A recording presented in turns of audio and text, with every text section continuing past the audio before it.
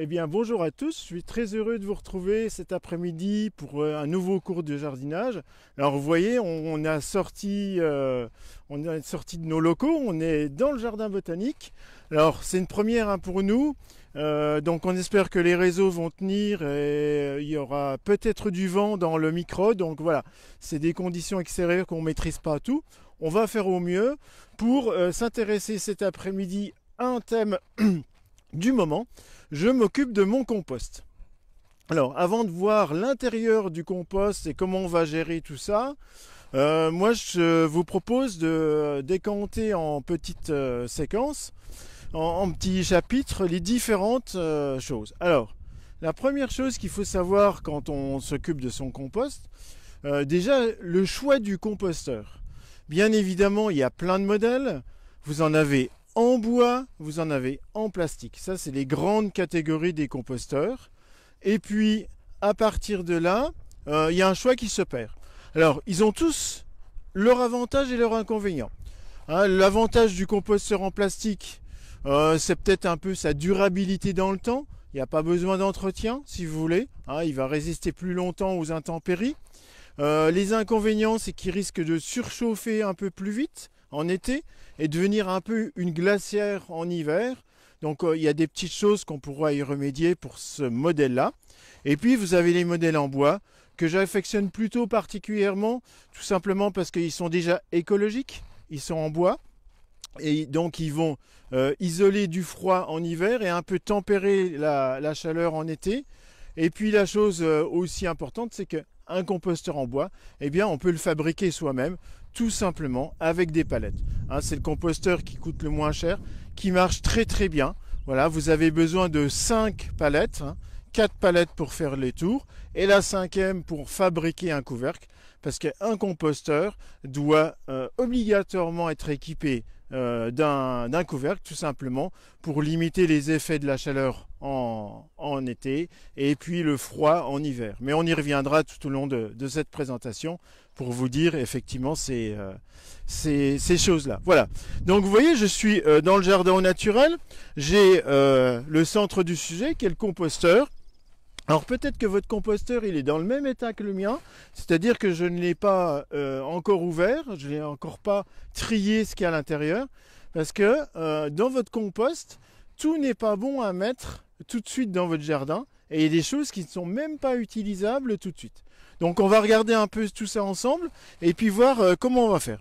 Alors la première chose, on enlève le couvercle, vous voyez, ce couvercle, je le mets de côté.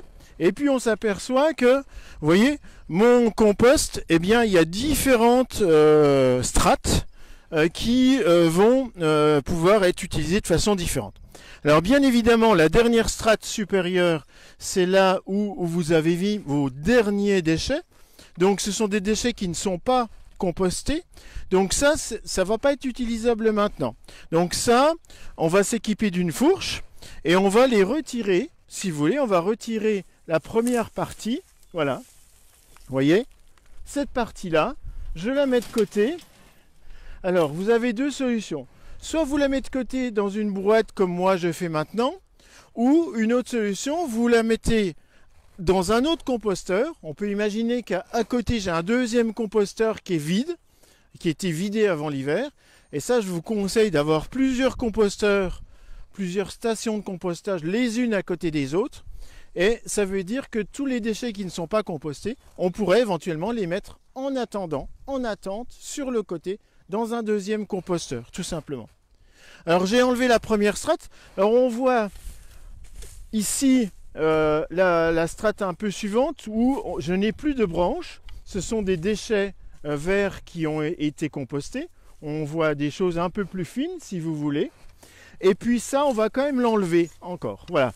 J'en enlève encore une bonne partie. Voilà. Et ici, naturellement, regardez, on voit la deuxième strate qui est la partie semi-décomposée. Alors on l'aperçoit bien, regardez. C'est des choses qui sont de section moyenne, voilà, qui sont déjà décomposées, mais il reste encore des choses à composter. Alors cette partie-là, on va pouvoir l'utiliser de différentes manières. une possibilité. Vous voyez par exemple, j'ai planté à l'automne un arbre fruitier. Au pied de cet arbre fruitier, j'ai fait une cuvette d'arrosage, donc quelque chose qui est creux ici, qui permet à l'eau de rester ici quand vous l'arrosez. Mais cette cuvette, elle est en terre nue, vous voyez. Donc, en jardinage écologique, tous les sols nus doivent être paillés, protégés des éléments. L'idée, c'est que, vous voyez ici, je peux prendre directement de mon composteur des éléments comme ça, vous voyez, des éléments comme ça, pas très gros, et je vais tout simplement remplir ma cuvette de ces déchets. Donc je fais le tour, vous voyez. Alors avec la petite précaution, je ne sais pas si vous voyez, on va s'approcher un petit peu.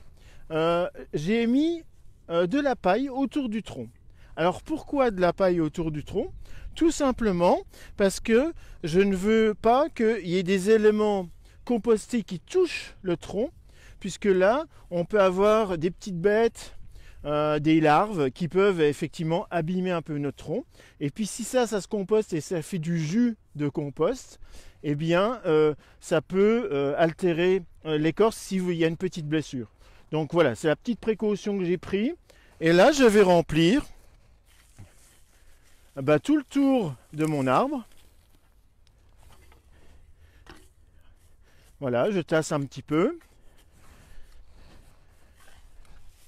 Vous voyez que c'est assez facile, hein, mais c'est très important de protéger tous les sols. Voilà, donc on n'hésite pas à être généreux, hein. On remplit pas mal. Et ça, je vous conseille sur vos arbres fruitiers, tous les ans à ce moment-là, si vous voulez, de faire cette opération. C'est-à-dire de remplir à chaque fois le pied des arbres, des jeunes arbres fruitiers. Alors, les intérêts, ils sont multiples. Le premier intérêt, c'est que ça va faire un effet amortisseur de l'eau. Quand vous allez arroser, vous ne tassez plus le sol et vous allez humidifier tout ce paillage. Ce paillage qui est semi-décomposé va continuer à se décomposer et apporter des éléments nutritifs à l'arbre, tout simplement. Donc ça vous évite de donner des engrais qui ne sont pas forcément naturels à cet arbre. Voilà. Et puis l'avantage aussi d'avoir mis un paillage qui va se décomposer au pied de l'arbre, eh bien, comme tous les sols qui sont mis au noir, le paillage évite l'enherbement de votre pied d'arbre, hein, la mauvaise herbe ou les graines d'herbe qui vont pousser ici. Eh bien, quand on met du paillage, si vous voulez, eh bien, ça ne pousse pas. Donc ça, moi, je vous le conseille au moins pendant 3 ou 4 ans sur les arbres que vous avez plantés. Dans la cuvette que l'on recrée tous les ans, vous remplissez votre cuvette de paillage semi-décomposé que vous allez laisser toute l'année. Donc on va en remettre encore un petit peu. Voilà. Alors quand il y a quelques branches un peu plus importantes, voilà, j'ai une branche de framboisier de l'année dernière, je la mets de côté, je trie un peu, branche de groseillier également. Je la mets sur ma brouette ou dans mon composteur de réserve, hein, tout simplement. Voilà. Et puis si si la météo est clémente et qu'il n'y a pas assez de pluie, moi je vous conseille d'ici quelques jours d'arroser ce paillage. Ça continuera le compostage de ces déchets et ça les tassera un petit peu au sol pour éviter qu'ils s'envolent si vous avez une grosse rafale de vent. Alors ça, c'est une des premières utilisations du compost semi-mûr. Mais si vous en avez encore, vous voyez derrière moi ici, j'ai une haie fruitière. J'ai des cassis, j'ai des framboisiers, j'ai du groseillier à maquereau. Voilà. Alors bien évidemment, ils sont paillés avec des écorces, mais vous avez tout le loisir aussi de reprendre ces déchets semi-compostés pour les mettre au pied. Vous voyez, vous l'étalez par strates comme ça. Voilà, comme ceci. vous l'organisez à peu près de façon assez régulière. Et ça aura les mêmes effets bénéfiques sur vos petits fruits, c'est-à-dire que les petits fruits sont des plantes gourmandes, ils ont besoin de nourriture tous les ans. Bien évidemment, on aura pris le soin de désherber avant votre sol des petits fruits, parce que vous voyez, si vous avez de l'herbe, là je ne mets pas de compost tant que je n'ai pas désherbé mes petits fruits. Donc on a une certaine méthode, une certaine stratégie, si vous voulez, pour bien pailler dans le bon sens, et qu'à partir de là, ça nourrisse correctement vos petits fruits. Voilà. Si des fois, par avance, vous en avez de trop, eh bien, ces matériaux semi-compostés, vous allez pouvoir les utiliser un peu plus tard dans la saison. Donc on pourra les mettre de côté aussi, alors soit dans une poubelle ou soit dans un autre composteur vide. Alors si je gratte sur la dernière strate, voilà, je vais m'intéresser au fond de mon composteur. Alors là je vais même y aller pour vous le montrer précisément à la main. Voilà. Alors là je suis au bas de mon compost, hein. Voilà. Donc là, ce que je suis en train de sortir de mon compost tout au fond, c'est ce qu'on appelle du compost mûr. Alors vous voyez, hein, des fois on nous dit le compost, ça a du mal à se dégrader, il faut un broyeur pour arriver à ça. Regardez, si je le prends dans la main, c'est une matière qui n'a jamais vu un engin mécanique. Et pourtant, j'ai quelque chose de très fin. Donc vous voyez qu'il n'est pas utile forcément de se mécaniser à outrance pour fabriquer du compost. Voilà, ça c'est ce qu'on appelle du compost mûr. Alors, les utilisations des composts, elles se font en fonction de la dégradation des végétaux. On l'a vu, les déchets non compostés, on les laisse de côté pour l'instant. Les déchets semi-compostés, on peut les utiliser au printemps ou à l'automne aussi, hein, ça peut être un autre moment. L'erreur à pas faire, si vous voulez, c'est que le compost mûr que je tiens dans les mains, c'est l'or de votre jardin. Donc, c'est un produit qui est fini, qui est prêt à l'emploi pour les plantes. Ça veut dire quoi? Ça veut dire que si, au demeurant, je mettais ça, par exemple, en automne, dans mon potager, alors que je n'ai plus rien, en se disant, je vais nourrir mon potager, ce qui n'est pas forcément totalement faux. Mais le souci, c'est que vous n'avez plus de légumes ou plus de fleurs. Et pourtant, c'est une matière qui est disponible tout de suite pour les plantes. Ça veut dire quoi? Durant l'hiver, vous allez avoir des périodes de pluie, de gel, de vent qui vont lessiver ce compost mûr. Et tous les éléments nutritifs du compost, ils vont être partis. Alors, c'est pas parce qu'un compost mûr reste noir qu'il garde naturellement ces éléments fertilisants.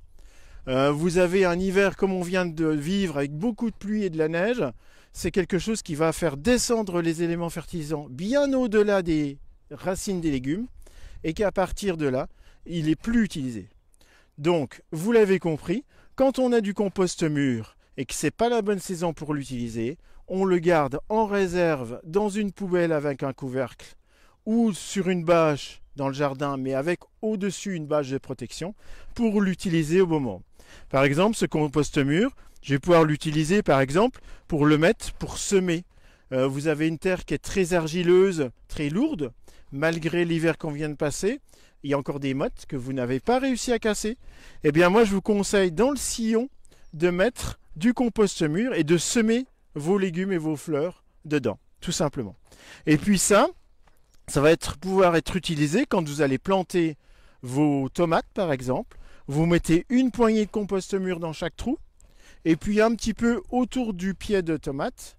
Et là, c'est de la nourriture qui est immédiatement disponible. Voilà. Donc vous avez compris que le compost, il y a des moments d'utilisation optimum et que si on ne les utilise pas dans le bon sens, eh bien on perd l'avantage d'un bon compost. Surtout que là, vous avez géré le début de la chaîne des déchets. Donc vous savez que vous n'avez pas mis de plantes avec des maladies, avec des produits chimiques.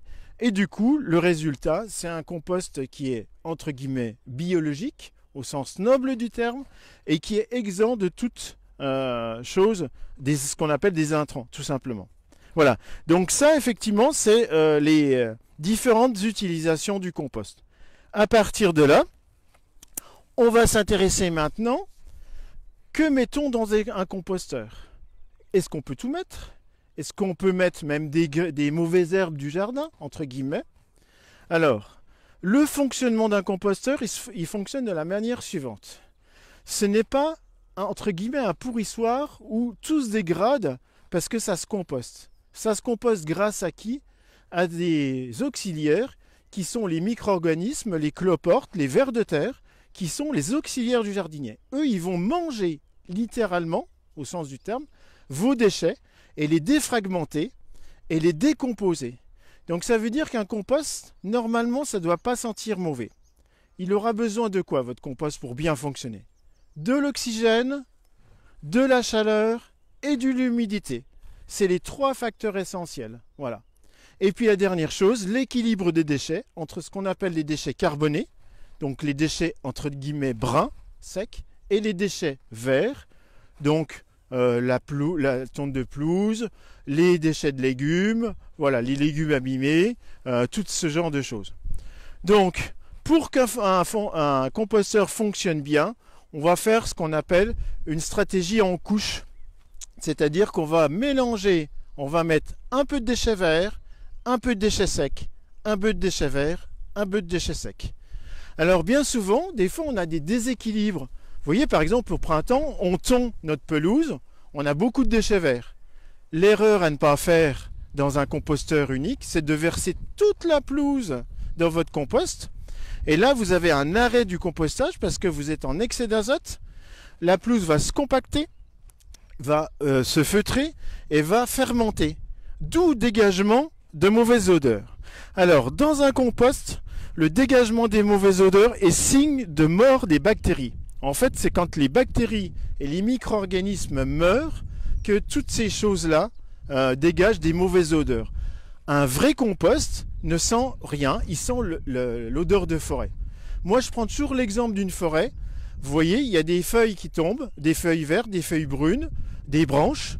Personne ne vient retourner dans la forêt le compost. Et pourtant, quand vous vous promenez à l'automne, ça sent bon l'humus, ça ne sent pas le pourrissoir. Donc vous voyez, votre composteur ici, c'est le même principe que vous devez adopter.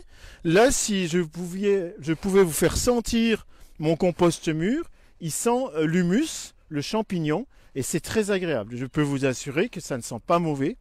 Je dis ça parce que bien souvent, on dit « Oh, les voisins, ils sont embêtés parce que notre compost, il sent mauvais et tout ça. » Tout simplement, c'est qu'il y a un déséquilibre. Souvent, c'est un excès d'humidité. Alors, je le rappelais tout au début, un composteur doit être équipé d'un couvercle et ça va permettre de réguler, si vous voulez, ces petits soucis. En hiver, moi, je vous conseille de couvrir votre composteur soit du couvercle bois ou plastique. Voilà. Et en été également, pour éviter les excès, les coups de chaleur. En hiver, ça va éviter effectivement de noyer votre compost, de faire mourir et d'arrêter le processus de compostage. Et puis, l'été, eh ben, les coups de chaud. Alors, si on continue, donc qu'est-ce qu'on met dans le composteur? Eh bien, dans les déchets secs, qu'on manque souvent cruellement au printemps, eh bien, ça peut être aussi des choses de votre maison. Voilà, là, par exemple, on a rassemblé vos filtres à café. Le filtre à café, c'est très bien. Laissez les mares dedans, parce que le marc est une bonne nourriture pour les petites bactéries, parce que c'est quelque chose qui est déjà mouliné, si vous voulez. Et puis, si vous manquez de carbone, donc de feuilles, on peut mettre du carton brun, tout simplement.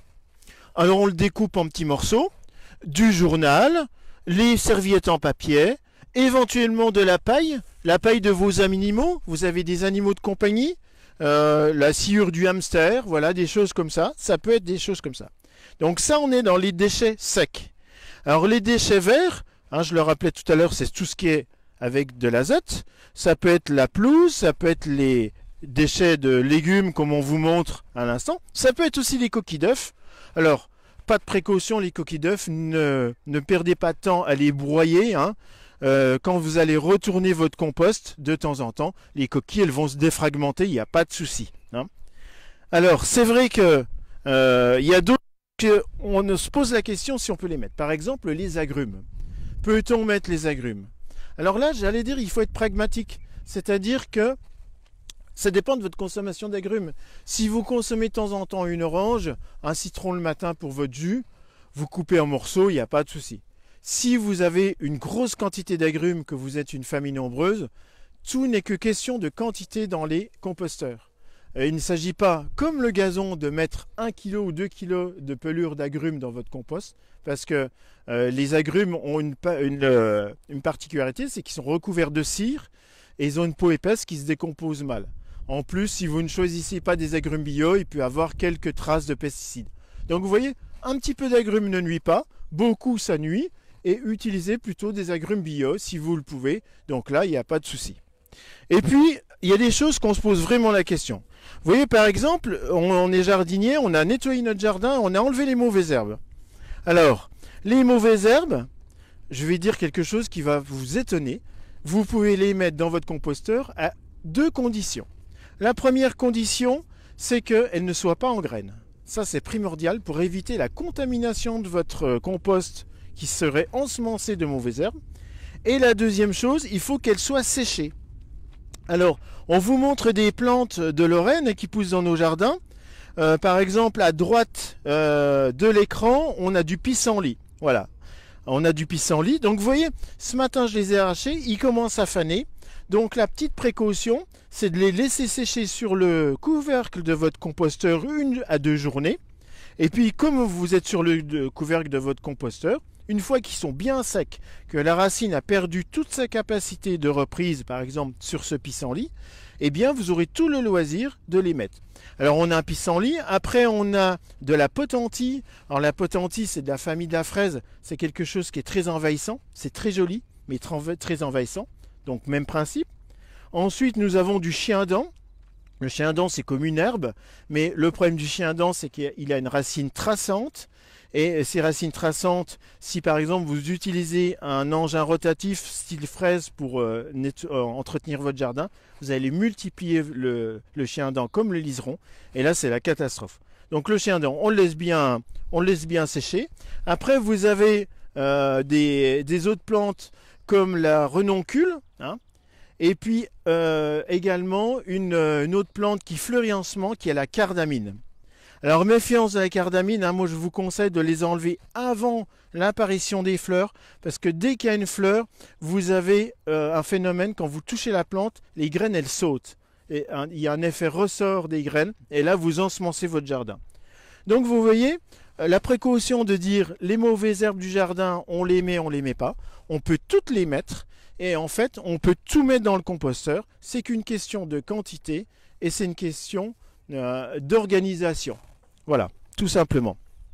Alors, une précision, vous voyez à côté de moi, j'ai un carré, à côté de mon composteur, j'ai un carré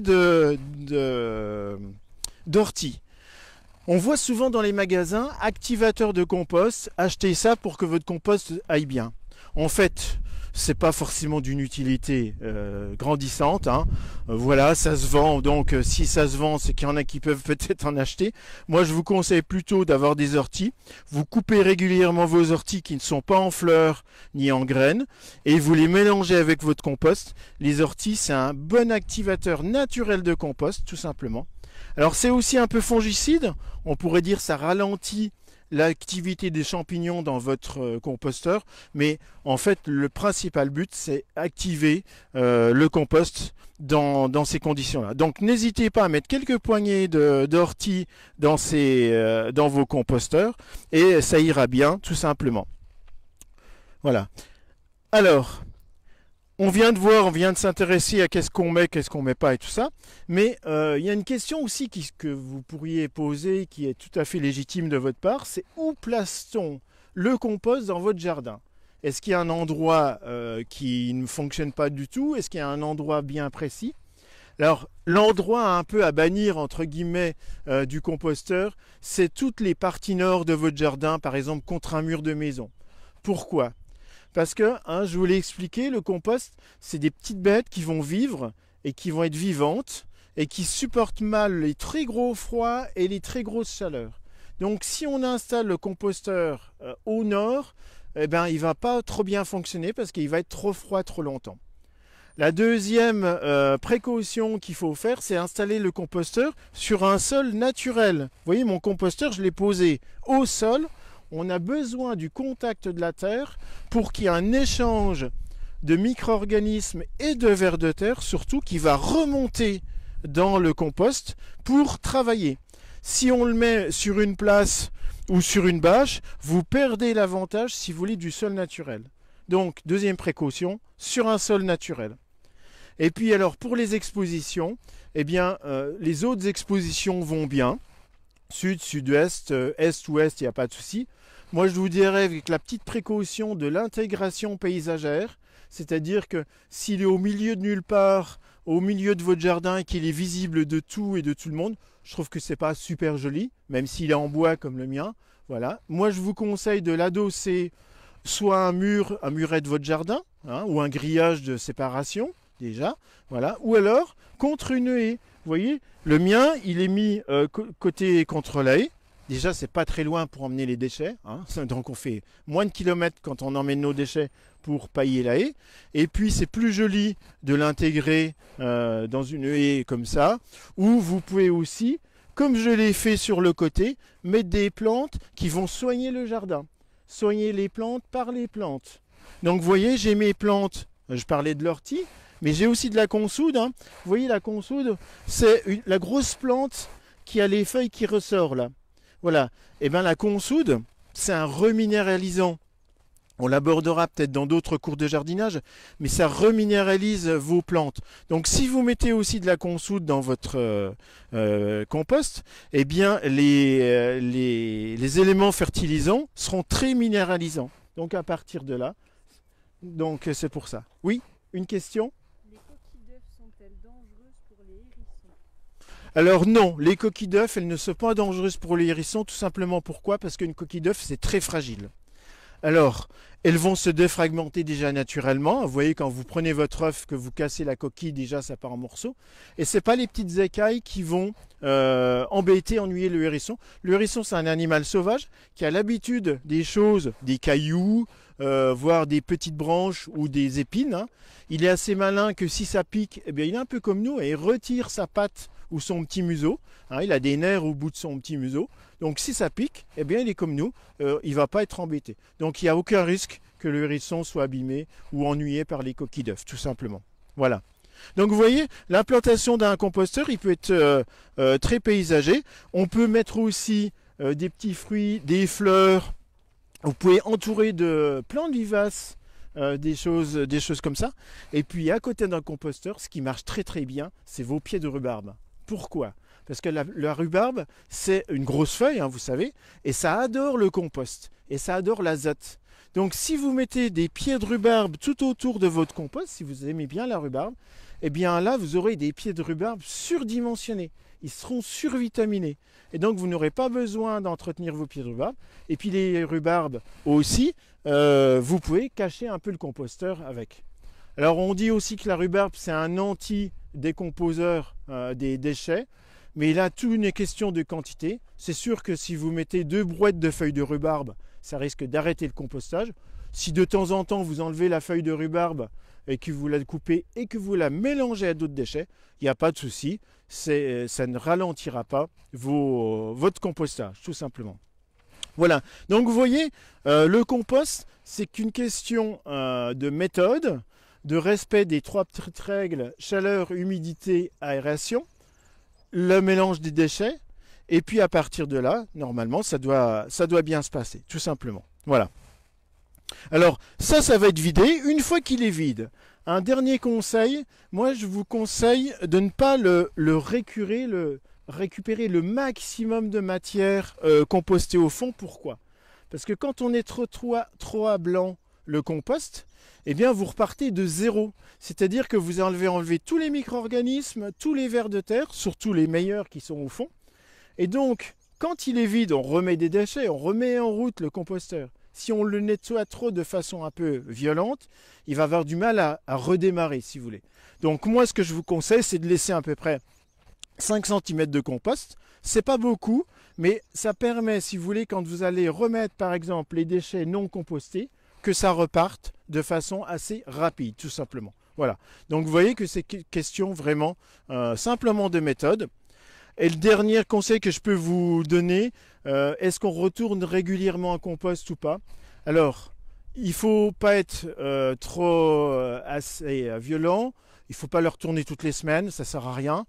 Mais il ne faut pas le retourner qu'une fois par an, vous voyez. Donc moi, je vous conseille par exemple, tous les 2-3 mois, quand il est en quantité comme ça de déchets, eh bien de le retourner. Alors le petit truc du jardinier, laissez une vieille fourche à côté de votre composteur. Vous passez, vous voyez la fourche, vous dites « Ah oui, il faut que je retourne mon compost ». Voilà, je prends la fourche, je retourne mon compost de façon grossière et c'est tout.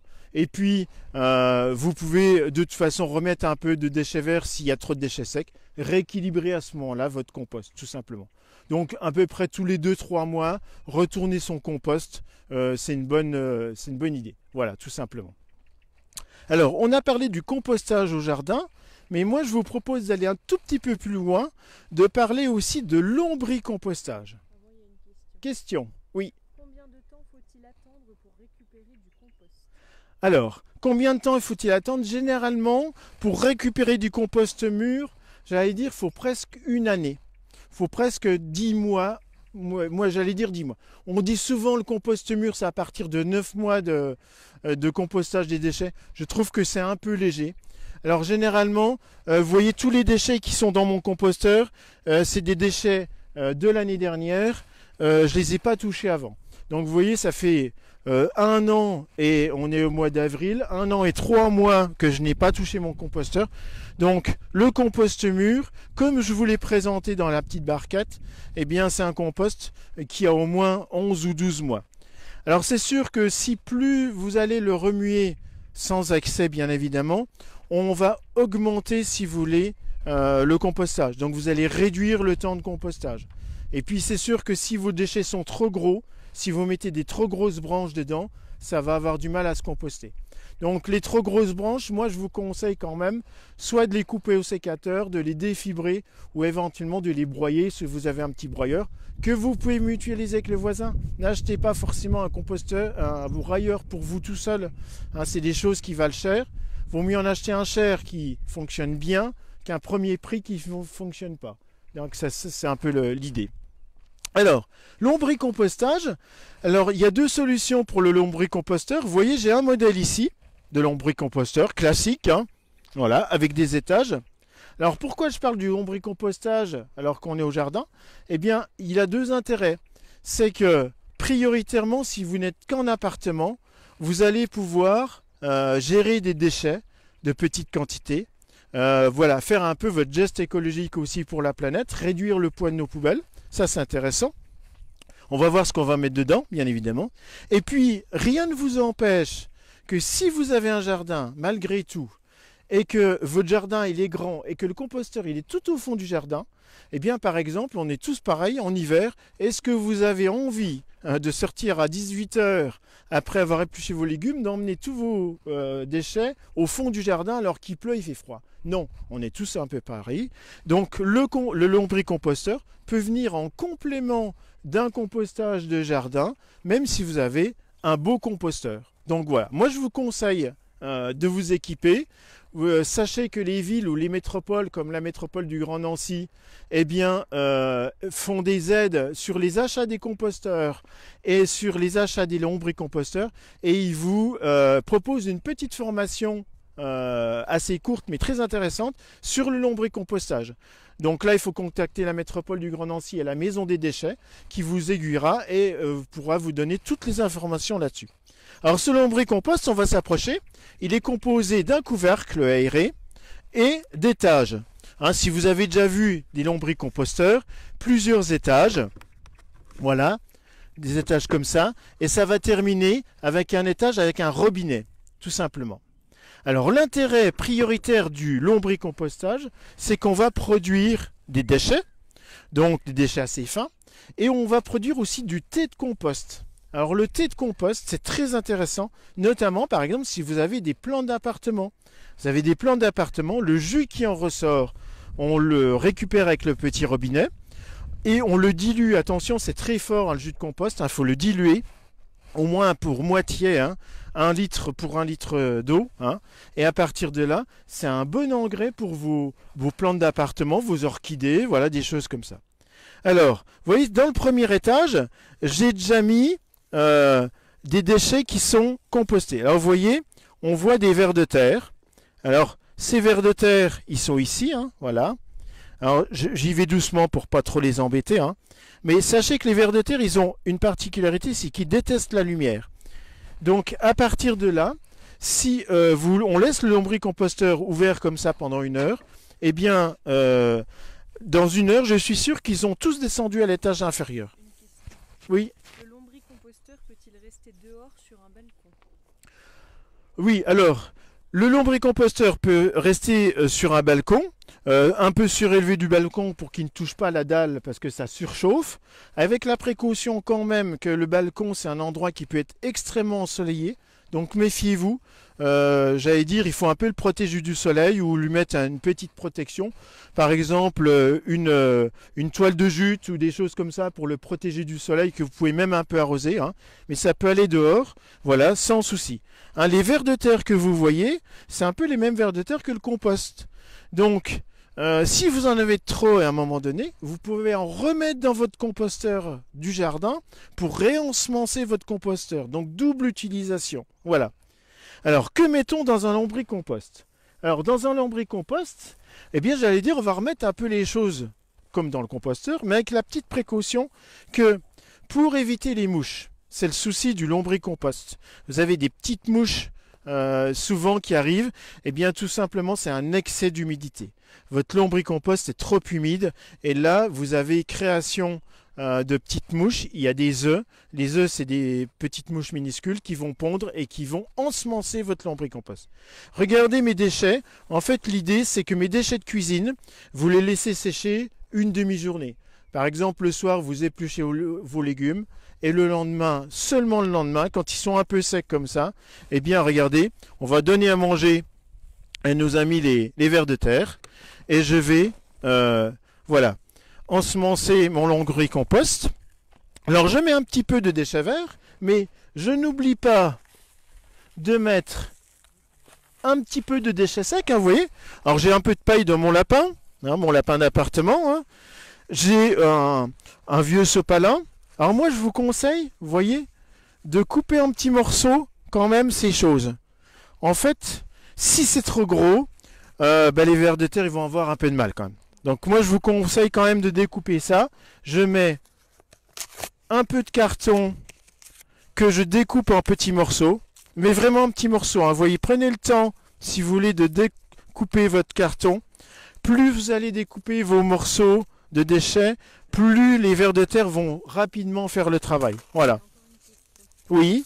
Pourquoi les agrumes ne se compostent pas? Comment faire pour les recycler écologiquement? Alors, les agrumes ont du mal à se composter tout simplement parce qu'ils ont déjà une peau épaisse. Et en plus, les agrumes que vous achetez sont recouverts de cire industrielle qui est quelque chose qui ne se dégrade pas. Donc voilà, déjà les agrumes naturellement ne se dégradent pas. Donc il faut les couper en petits morceaux dans le compost. Dans le lombricompost, je déconseille. C'est trop long à décomposer. Vous allez avoir des déchets. Et puis, si vous voulez, parce que vous en consommez beaucoup, effectivement les gérer de façon un peu écologique, moi ce que je vous propose, c'est que les déchetteries peuvent accepter ce genre de déchets dans les déchets verts.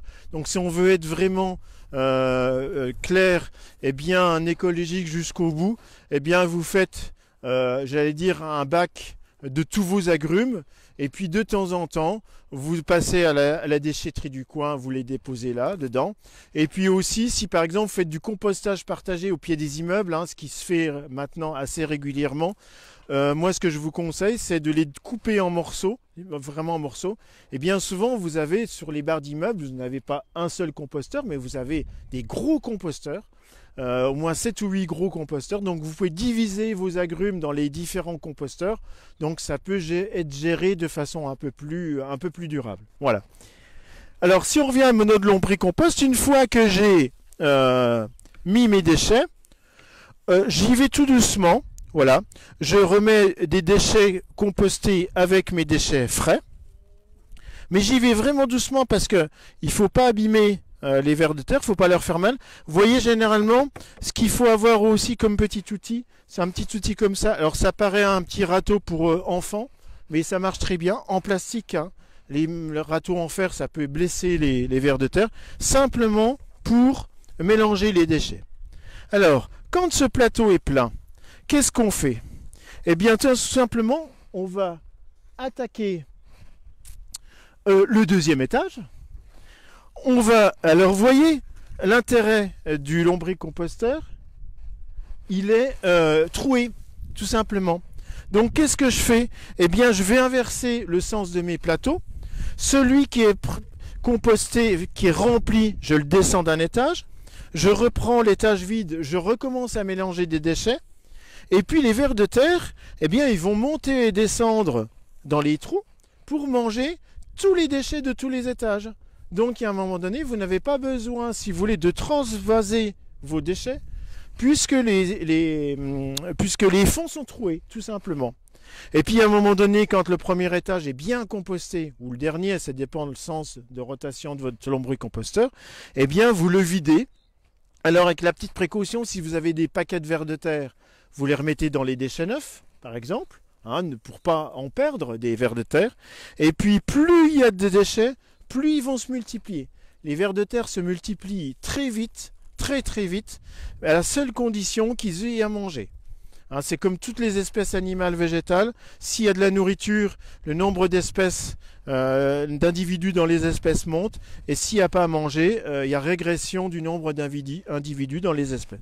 Donc pour les vers de terre, c'est la même chose. Plus vous allez mettre de déchets, plus ça va fonctionner, tout simplement. Alors, l'utilisation du lombricompost mûr, eh bien, c'est comme le compost mûr. C'est le même principe, c'est un produit qui est fini, utilisable maintenant. Alors, quand on n'a pas de jardin, par exemple, qu'est-ce qu'on fait? On récupère ce lombricompost en enlevant le maximum de vers de terre et vous pouvez le mélanger à vos plantes d'appartement, soit quand vous les rempotez, vous le mélangez au terreau, tout simplement. Hein, ça fait un bon apport, comme si vous mettiez du compost dans votre terreau, ou soit en surfaçage sur vos plantes d'appartement, vous grattez la partie supérieure de votre pot, vous enlevez toute la terre qui est un peu usée, entre guillemets, vous enlevez ça, et vous le remplacez par quelques poignées de lombricompost. Mais le fin du lombricompost, le meilleur, c'est le thé, que vous allez pouvoir récolter avec ce robinet, tout simplement. Donc, assurez-vous que le robinet ne soit pas bouché par les vers de terre, parce que ça arrive souvent, et ça sent mauvais. Donc, moi je vous conseille souvent de vérifier si ça coule bien. Et puis, soutirez-en un peu tous les jours, ça évitera l'accumulation de liquide sur le dernier étage. Et le thé de lombricompost, ça c'est le meilleur aliment que vous pouvez avoir pour vos plantes d'appartement, fleuries ou vertes, hein. Même pour votre jardin, hein, parce que ça produit beaucoup, hein. Donc les plantes comme les salades, les radis, les choux, les choses comme ça, qui ont besoin de beaucoup d'azote, eh bien ça va dans tous les légumes. Donc ça fait une source supplémentaire de nourriture pour vos plantes, tout simplement. Voilà. Eh bien, écoutez, j'espère que cette petite présentation sur le compostage et lombricompostage vous a donné des idées. Maintenant, c'est à vous de jouer, hein, voilà, il fait bon cet après-midi. Bah, profitez-en pour vider vos composteurs, les remettre à zéro, les remettre à niveau pour la saison qui arrive. Moi, je vous dis à bientôt pour de nouveaux cours de jardinage. N'hésitez pas à suivre notre actualité sur les réseaux. En attendant de vous recevoir, on espère bientôt en vrai dans notre jardin et dans les serres tropicales. Je vous souhaite une belle après-midi et je vous dis à bientôt.